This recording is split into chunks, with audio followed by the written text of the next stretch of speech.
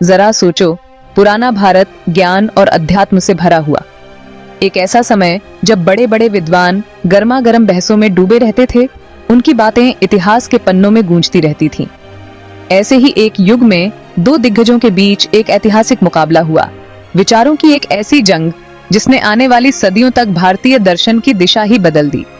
एक तरफ थे मंडन मिश्र, एक जाने माने विद्वान और मीमांसा विचारधारा के कट्टर समर्थक। वो एक बहुत ही बड़े वक्ता थे, वेदों के अपने अथाह ज्ञान और कर्मकांड में अटूट विश्वास के लिए जाने जाते थे।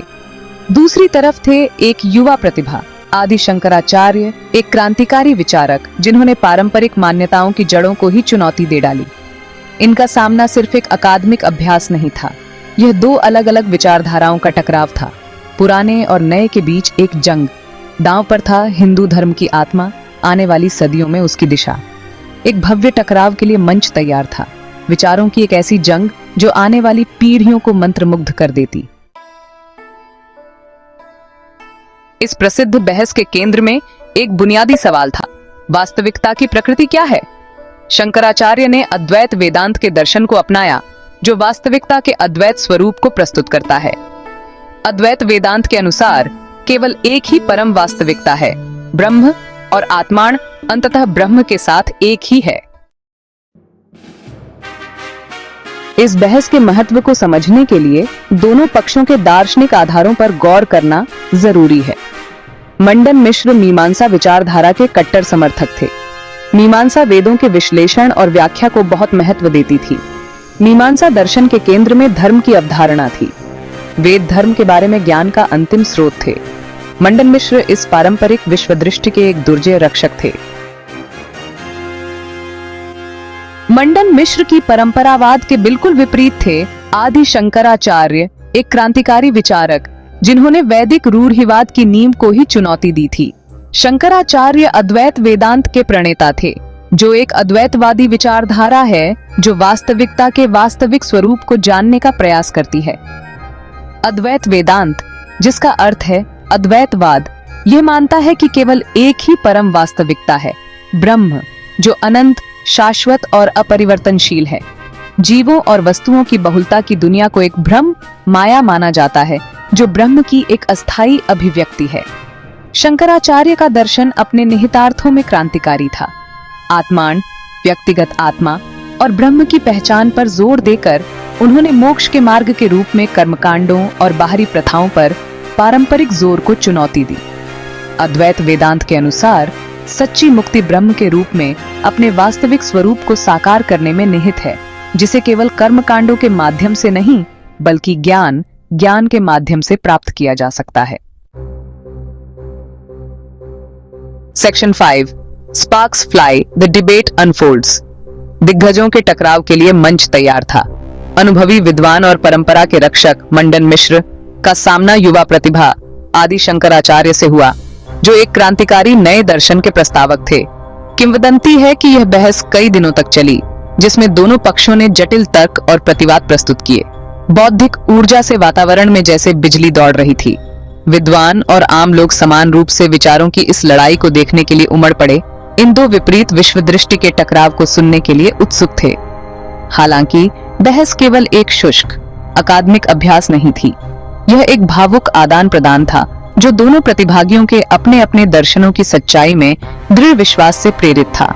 उस दृश्य की कल्पना करो, धूप से भरी हवा, भीड़ में प्रत्याशा की फुसफुसाहट गूंज रही है, जब मंडन मिश्र और शंकराचार्य ने अपने स्थान ग्रहण किए। बहस शुरू हुई। उनकी आवाजें विद्वता और दृढ़ विश्वास के साथ गूंज रही थीं, क्योंकि वे वैदिक ग्रंथों और दार्शनिक ग्रंथों की गहराई में उतर गए थे। Section 6, A War of Words and Wisdom, Key Arguments and Counter Arguments। मंडन मिश्र और शंकराचार्य के बीच बहस प्रमुख दार्शनिक मुद्दों के इर्द गिर्द घूमती रही। मंडन मिश्र ने कर्मकांडों की सर्वोच्चता का तर्क दिया। शंकराचार्य ने कर्मकांडों की नींव पर सवाल उठाया। उन्होंने तर्क किया कि सच्ची मुक्ति आत्मान को साकार करने में है। विवाद का एक प्रमुख बिंदु ज्ञान की प्रकृति थी। Section 7, The Verdict, Who Emerged Victorious। जैसे जैसे बहस आगे बढ़ी, यह स्पष्ट होता गया कि शंकराचार्य के तर्क हावी हो रहे हैं। उनका तर्क त्रुटि रहित था, वेदों की उनकी समझ गहन थी और अद्वैत वेदांत की उनकी अभिव्यक्ति स्पष्ट और सम्मोहक दोनों थी। मंडन मिश्र हालांकि अपने आप में एक दुर्जेय विद्वान थे, लेकिन उन्हें शंकराचार्य के तर्कों का मुकाबला करना मुश्किल होता गया। बहस के पारंपरिक वृत्तांत शंकराचार्य को विजेता घोषित करते हैं।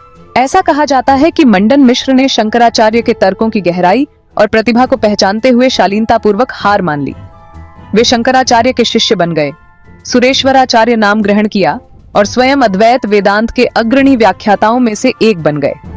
हालांकि यह ध्यान रखना महत्वपूर्ण है कि इस तरह की बहस में जीत की अवधारणा को एक सरल तरीके से नहीं समझा जाना चाहिए। यह अहंकार की लड़ाई नहीं, बल्कि विचारों का टकराव था, सत्य की तलाश थी। इस बौद्धिक आदान प्रदान से निकली समझ के संवर्धन में असली जीत थी। Section 8 Echoes through time, the debate's legacy। मंडन मिश्र और शंकराचार्य के बीच बहस केवल एक ऐतिहासिक घटना नहीं थी, यह भारतीय दर्शन के इतिहास में एक महत्वपूर्ण मोड़ था। इसने हिंदू धर्म के भीतर एक प्रमुख शक्ति के रूप में अद्वैत वेदांत के उदय को चिह्नित किया, कर्मकांडों के प्रभुत्व को चुनौती दी और व्यक्ति और अंतिम वास्तविकता के बीच संबंधों की एक नई समझ का मार्ग प्रशस्त किया। बहस में शंकराचार्य की जीत के दूरगामी परिणाम हुए। इसके कारण हिंदू धर्म के भीतर अद्वैत वेदांत की स्थापना सबसे प्रभावशाली विचारधाराओं में से एक के रूप में हुई। उनकी शिक्षाएं दूर दूर तक फैलीं, जिससे विद्वानों और साधकों की पीढ़ियां प्रेरित हुईं। बहस ने संवाद की शक्ति और सबसे गहरे धारित विश्वासों पर भी सवाल उठाने के महत्व के प्रमाण के रूप में कार्य किया। इसने प्राचीन भारत की बौद्धिक जीवंतता का प्रदर्शन किया, एक ऐसी संस्कृति जहां कठोर बहस और सत्य की खोज को बहुत सम्मान की दृष्टि से देखा जाता था। Section 9 conclusion, a testament to intellectual prowess. Mandan Mishra और शंकराचार्य के बीच पौराणिक बहस प्राचीन भारत के बौद्धिक कौशल और आध्यात्मिक गहराई के प्रमाण के रूप में है। यह दिग्गजों का टकराव था, विचारों की एक ऐसी लड़ाई जिसने भारतीय दर्शन की जटिलताओं को उजागर किया और भारतीय परंपरा पर एक स्थायी विरासत छोड़ी। यह बहस हमें याद दिलाती है कि सत्य की खोज एक सतत प्रक्रिया है, जिसके लिए खुले विचारों, आलोचनात्मक सोच और विविध दृष्टिकोणों के साथ जुड़ने की इच्छा की आवश्यकता होती है। यह हमें अपनी धारणाओं पर सवाल उठाने, स्वयं और ब्रह्मांड की अपनी समझ में गहराई से उतरने और ज्ञान की परिवर्तनकारी शक्ति को अपनाने के लिए प्रोत्साहित करता है। हालांकि इस महान मुठभेड़ को सदियां बीत चुकी हैं, लेकिन उनकी बहस की गूंज आज भी गूंजती है, जो हमें हमारे विश्व दृष्टिकोण को आकार देने और आत्म खोज की अपनी यात्रा पर प्रेरित करने के लिए विचारों की शक्ति